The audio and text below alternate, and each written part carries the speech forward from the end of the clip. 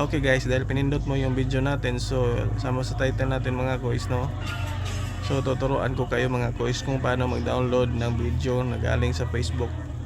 So madali lang yan mga guys, sundin nyo lang yung tutorials natin. Bakit mag-umpisa mga guys? Pag-subscribe ng YouTube channel natin na so about tutorials and tricks, about technologies at computers and tricks sa mga cellphones. So let's go mga guys.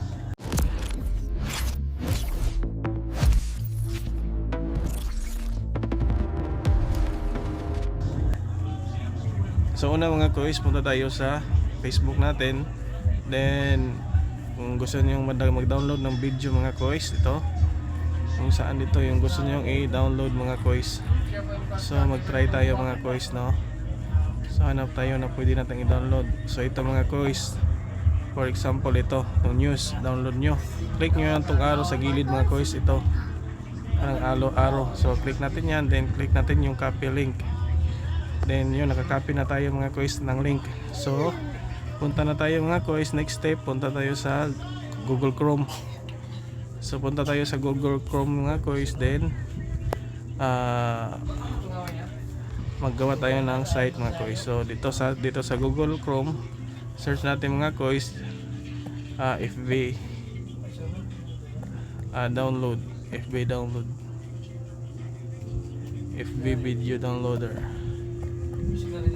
FB video downloader.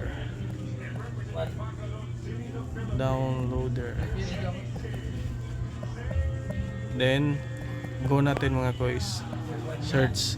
So click natin itong pinakauna mga guys, itong Facebook video downloader.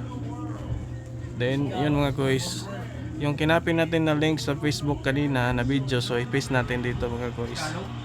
Paste lang natin, then download natin mga guys.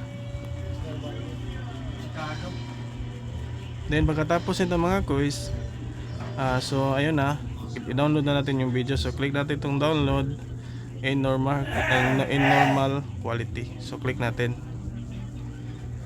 Then ito may advertise, i-close lang natin ito mga guys. Then ayun, boom mga guys, download na siya mga guys, no? Madali lang yan mga guys. So downloaded complete na mga guys. So yun lang mga guys, ganun lang kadali mag-download ng video sa Facebook.